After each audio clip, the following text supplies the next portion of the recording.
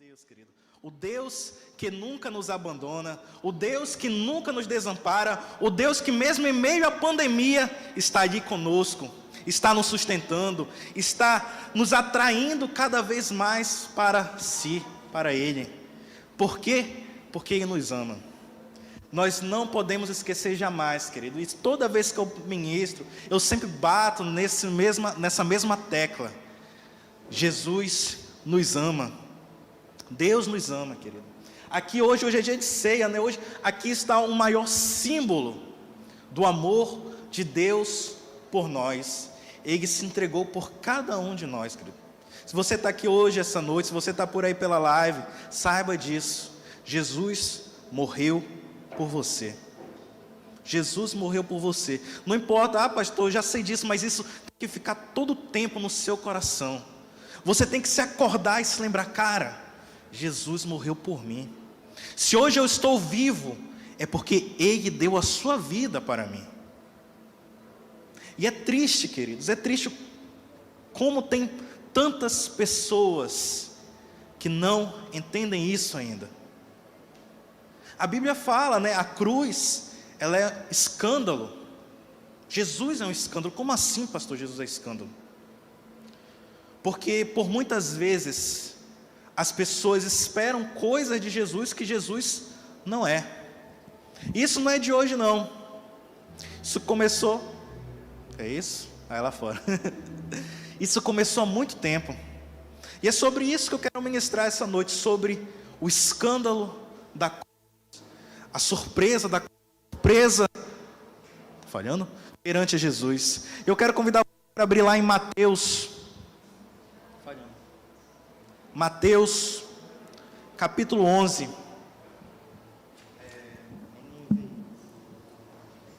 Mateus, capítulo 11. Está falhando para aí também? Tá não? Pouquinho, né? Acho que é a pilha. Só mudar aqui rapidinho, enquanto vocês abrem. Mateus, capítulo 11.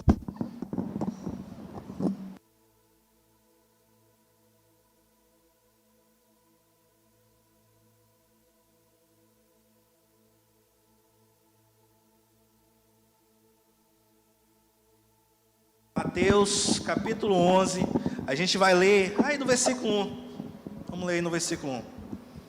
Qual é o contexto aqui? João Batista estava preso. Vocês lembram lá de João Batista? O profeta que veio antes de Jesus, anunciar que Jesus viria, que o Messias viria. João Batista estava preso. Enquanto ele estava preso, ele começou a ouvir uns boatos acerca de Jesus. Começou a ouvir coisas acerca de Jesus, e essas coisas começaram a espantar ele.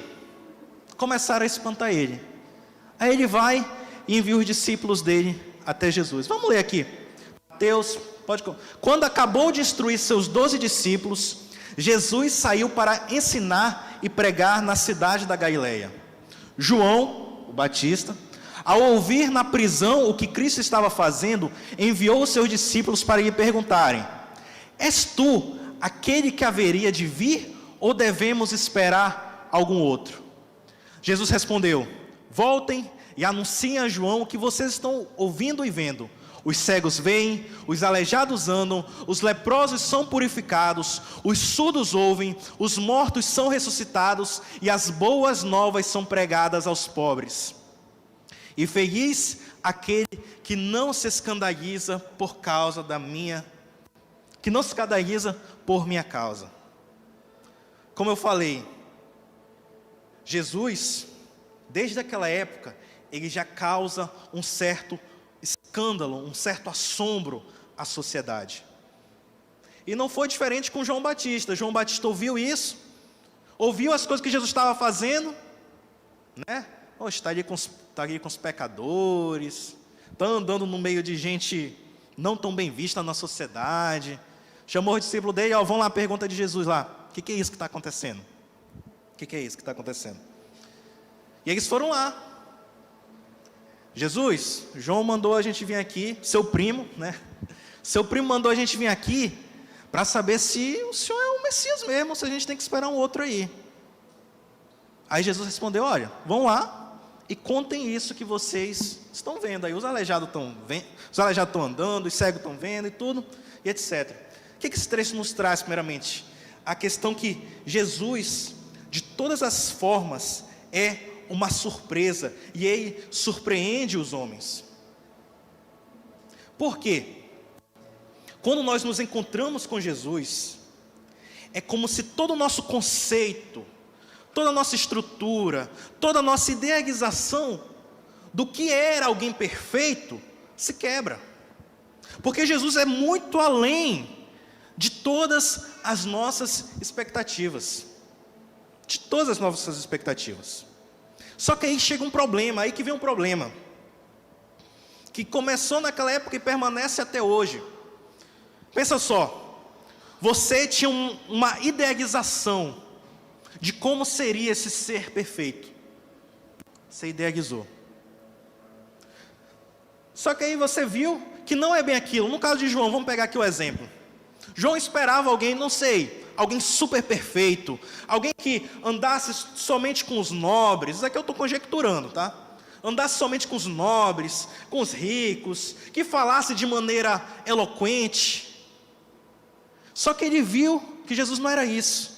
Da mesma forma os fariseus esperavam um Messias que fosse um guerreiro, que viesse para tirar Israel do jugo de Roma. Só que Jesus não era isso também. E qual foi o problema que isso causou? Em vez de eles verem, poxa, Jesus é isso, este homem é isso, então vou olhar a partir de Jesus em diante. Ou seja, o que Jesus faz é o certo, o que eu faço, o que eu penso é errado. Essa era a maneira certa de fazer. Só o que aconteceu naquela sociedade, o que acontece até hoje? As pessoas veem a Jesus, se confrontam perante a perfeição de Jesus e se fecham. Como assim se fecha? O que eu penso está certo, Jesus está errado. A minha visão de sociedade é a certa, a visão de Jesus é errada. A gente não vê isso hoje em dia, querido. Parece que há essa perseguição aos parâmetros do cristianismo. Não, o que Jesus diz é o que ele diz lá, mas a nossa forma de pensar é a correta. Isso está na nossa sociedade em tudo quanto é lugar. Nós queremos moldar o cristianismo, nós queremos moldar Jesus conforme o que nós queremos. Jesus fala isso, mas não, vamos mudar aqui, não é bem assim que Jesus falava, tudo e tal. Interessante, queridos, interessante, que quando a gente fala dessas questões, a gente pensa que as pessoas que querem mudar o conceito de Jesus, mudar o cristianismo, mudar o evangelho, são as pessoas más. Não é verdade? A gente começa a falar, Oi? Morreu? Oi? Tá. A gente começa a falar e dá a impressão que quem rejeita Jesus são as pessoas más, são as pessoas ruins, maldosas, pecadoras. Mas não, queridos, desde aqui já mostra uma coisa: as pessoas que mais rejeitam a Jesus são aquelas tidas como boas na sociedade. São aquelas tidas como cidadãos de bens, por assim dizer, um termo que está muito usado atualmente. São as pessoas ditas boas que rejeitam a Jesus. Como assim, pastor? Como assim? Pensa só. É como se elas vissem Jesus, primeiramente, e pensassem assim: cara, Jesus, eu tenho tudo a ver com você. Tenho tudo a ver. O Senhor tem palavras boas, o Senhor fala que é para amar o próximo, o Senhor fala que é para a gente ter compaixão, de modo que é até difícil ir contra esse discurso, não é verdade? Só que o que acontece? Ele vai tocar a musiquinha agora. Deixa. É o relógio que reiniciou ali.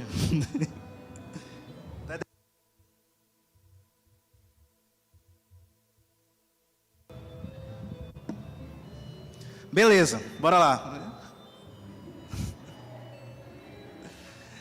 Não, tudo bem. É porque, queridos, eu tenho um problema horrível. É um problema meu. Eu não consigo.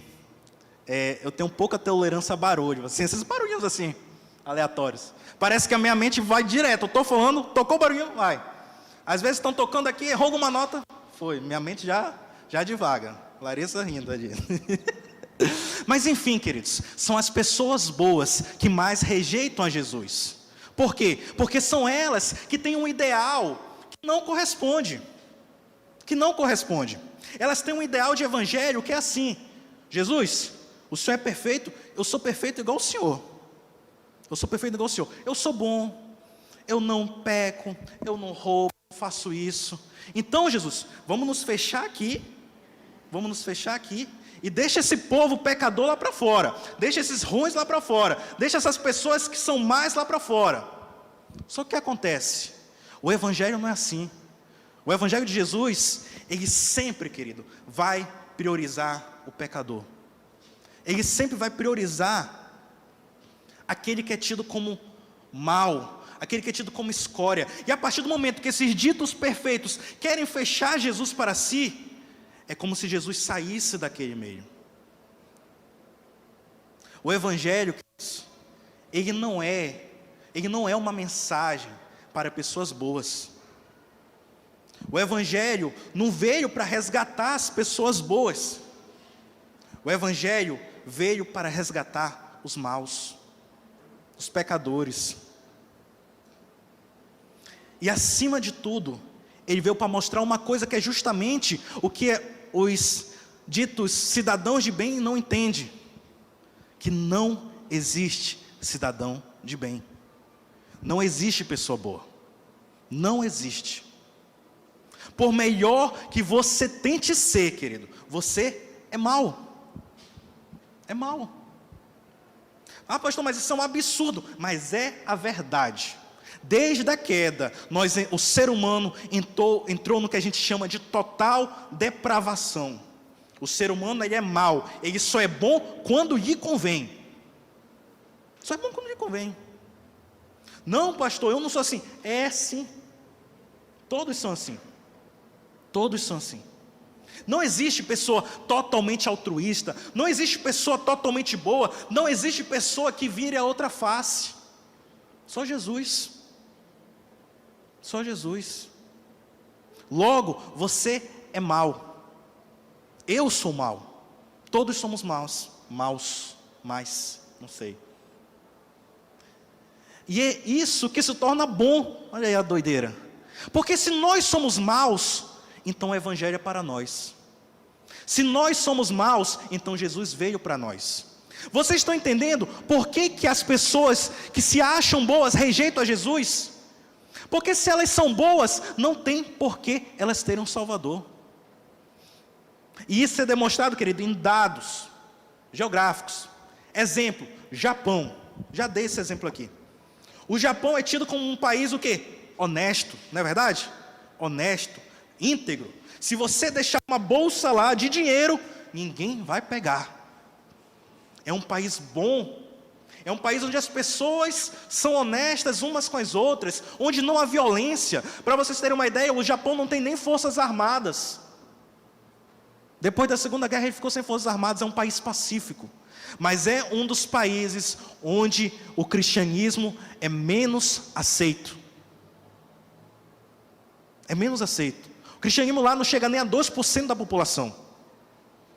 Por que isso acontece? Porque lá as pessoas têm em si esse sentimento que elas já são boas. E se elas são boas, elas não precisam de Jesus. Elas não precisam de um Salvador. Então o que eu quero dizer com tudo isso? Que nós temos que nos analisar, queridos. Assim como nós não podemos esquecer Jesus nos ama, nós temos que ter cuidado para não começarmos a nos achar demais, a nos acharmos perfeitos demais, a nos acharmos bons demais, sem pecados demais. Porque quanto mais a gente fica dessa forma, mais a gente se afasta do Evangelho, porque o Evangelho é para os maus. E sempre foi assim, querido. Jesus veio para quebrar justamente isso. Querem ver um exemplo? Jesus sempre invertia a situação. Sempre ele trocava. Exemplo, vamos a alguns exemplos aqui. Simão fariseu e a mulher pecadora, eu acho que era em Betânia. Foi a que ungiu os pés de Jesus lá. Olha o que aconteceu. Jesus estava nessa casa, e com o fariseu lá, Simão dando um banquete, tudo e tal lá, e todos pensavam o quê? Que quem tinha maior intimidade com Jesus seria lá o Simão. Mas o que acontece? Então chegou lá uma pecadora, ela se ajoelhou diante de Jesus, quebrou lá um vaso caro, ungiu os pés de Jesus e chorando enxugava com seus cabelos. O fariseu lá na hora, o Simão na hora, Jesus, está estranho isso. Ele se escandalizou. Jesus, eu não sei não, se o Senhor fosse profeta de verdade, eu acho que o Senhor saberia que essa mulher é uma mulher má vista na sociedade. Essa mulher é ruim na sociedade. E o que Jesus rapidamente pegou a situação e inverteu. Olha, Simão, eu acho que era o Simão o nome dele, não estou lembrado bem. Simão, quando eu cheguei, tu não me deu nem água para lavar os pés. Você achava bom demais. Mas essa mulher veio e está enxugando os meus pés com as suas lágrimas. Em outras palavras, com quem Jesus teve mais intimidade naquele momento? Pecadora. Sempre vai ser assim, querido. Sempre vai ser assim.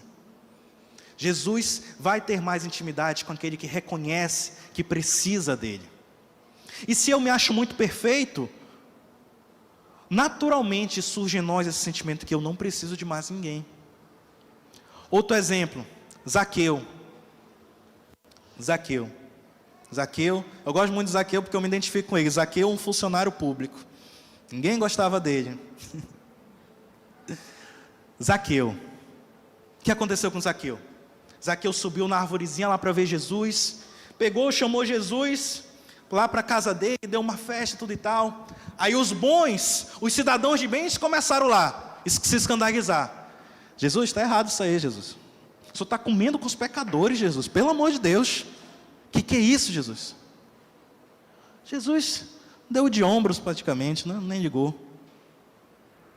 Então Zaqueu vem lá e fala: olha, tudo que eu roubei, tudo que eu peguei a mais, eu vou devolver 4 vezes mais. E Jesus se alegra com aquilo, porque finalmente ele pode ter intimidade ali com Zaqueu. E novamente eu pergunto, com quem Jesus se identificou mais aí? Com Zaqueu. Sempre Jesus, sempre o Evangelho vai buscar resgatar aquele que reconhece que é frágil, que reconhece que precisa dele. Os prepotentes, os que se acham perfeitos, eles são colocados de banda. Por isso que tem aquela, eu acho que é Mateus, eu não lembro agora. Eu acho que nem anotei aqui. Tem aquela passagem lá, eu acho que é Mateus 6, por ali. Mateus 7, 22. Que diz lá que não vai chegar um dia que muitos vão falar: Senhor, Senhor, então não eu fiz isso, então não eu fiz aquilo. Mas Jesus vai falar que não conhece eles. Porque muito provavelmente nessa terra eles se achavam perfeitos, de modo que a intimidade foi rompida. E nós temos que ter cuidado demais acerca disso, querido. A santidade que a gente muito fala, a santidade não é essa coisa exacerbada de perfeição, de esse excesso do perfeccionismo, de querer cumprir os mandamentos, de querer seguir a lei. Santidade é você reconhecer que errou, e que precisa de ajuda, que precisa de salvação, que precisa de mudança. Outro exemplo, um exemplo que fala bem a nós cristãos. os dois filhos, o filho pródigo e o filho mais velho lá. Muitas vezes a gente é ministrado e a gente foca muito no filho mais novo, né? Filho mais novo que saiu, se esbanjou. Mas o final da história mostra, querido, se a gente for pegar aquele corte, que no fim, quem se salva é apenas o filho mais novo. Porque o que acontece? O filho mais velho era aquele que estava lá em plena obediência aos princípios, por assim dizer, aquela obediência escrava, porque tinha que obedecer, e ele se achava perfeito demais para participar da festa que o pai dele tinha dado para o filho mais novo que estava voltando. Como assim, pai? Esse cara sai, faz o que quer, gasta teu dinheiro, e o senhor chega e ainda recebe ele? Como pode? Eu estou aqui todo o tempo trabalhando, todo o tempo estou aqui com o senhor, e o senhor vai dar festa para ele? Eu não quero. E quebra a intimidade com o pai. Isso é muito perigoso, queridos, para nós. Ainda mais nós, muitos de nós que já temos anos de caminhada cristã. Porque a gente vai aprendendo tanta coisa, vai aprendendo isso, vai aprendendo aquilo, e a gente começa a se achar bom demais. É natural do ser humano. É natural do ser humano a gente ter essa vanglória, por assim dizer, essa vaidade do nosso coração, vem naturalmente. Por exemplo, nós começamos aqui, exemplo meio prático, né, aqui, nós começamos aqui nas lives, muitos daqui viram a nossa primeira live, né, lá no quarto, lá da casa do seu Jonatas, com a câmera distante, uma câmera de celularzinho, sem microfone, então a voz eu tinha que gritar para sair a voz. Mas hoje, olha como estamos aqui. Estamos com 2 câmeras, essa câmera aqui nova, boa. Nossa live está linda. E às vezes, querido, nós temos que ter cuidado, porque começa a encher o nosso coração. Caramba, meu, tá doido a gente estar transmitindo a Full HD, 1080p. É natural do ser humano, a gente começa a se orgulhar dos nossos feitos. E qual é o problema? O problema é quando a gente começa a querer fazer isso no reino espiritual. Porque a partir do momento que eu me reconheço como perfeito, o Evangelho não age mais em mim. Esse é o resumo da ministração de hoje. Para que o Evangelho haja em mim, para que o Evangelho me transforme, é preciso eu reconhecer que preciso de uma mudança na minha vida. Ah, pastor, então como vai ficar? Todo o tempo eu vou ficar me lamuriando pelos pecados? De maneira nenhuma. De maneira nenhuma, não é isso. Mas a todo tempo você tem que desejar ser melhor. Não se contente, querido, com aquilo que você já alcançou. Isso é no reino espiritual, não se contente. Ah, eu já li a Bíblia trocentas vezes, eu venci esse pecado aqui que era difícil, cuidado. Porque primeiro não foi nem você que venceu o pecado, foi o Espírito Santo agindo em você, que fez você ser superior àquele pecado. Nós não podemos nos esquecer disso, querido. Para que o Espírito Santo opere em nós, é necessário nós nos entregarmos a Ele, com o coração quebrantado, dizendo que somos pecadores, e que precisamos e desejamos a mudança na nossa vida. É assim que Ele vai agir no seu coração, de dentro para fora. De dentro para fora. E a maravilha é essa. É uma maravilha assim, né? Que por sermos maus, nós vimos aqui, por sermos maus, o Evangelho está pronto a nos alcançar a todo momento. A todo momento. Essa é a plena certeza de que Jesus morreu por você. Você quer ter certeza que Jesus morreu por você? Analise a sua vida e veja se você faz erros, se você comete pecados. Se você comete pecados, se você erra nessa vida, Jesus morreu por você, porque Ele morreu justamente para poder lhe sarar desse pecado, para poder lhe curar desse pecado. Hoje se fala muito nas vacinas, né? Jesus, querido, é a vacina contra o pecado. E ela é uma vacina do tipo RNA mensageiro ainda, tipo a Pfizer. Ela é de dentro para fora que produz. Ele faz com que dentro da gente produza a força contra o pecado. Mas para isso, você precisa ser vacinado. E como é que você é vacinado? Reconhecendo, primeiramente, que precisa da vacina, que precisa de Jesus, que você não é perfeito, que você não é perfeito. Jesus veio a essa terra, e Ele escandaliza até hoje com a mensagem da cruz, porque Ele mostra exatamente isso. Por mais bom que você seja, você não é perfeito. Por mais bom que você seja, você precisa de um Salvador. E eu sou esse o Salvador para você. Amém, queridos? Jesus está disponível para nós. Jesus nos ama. E Ele tem um plano maravilhoso na nossa vida. Amém, queridos? Dê um aplauso ao Senhor. Vamos. Glória a Deus.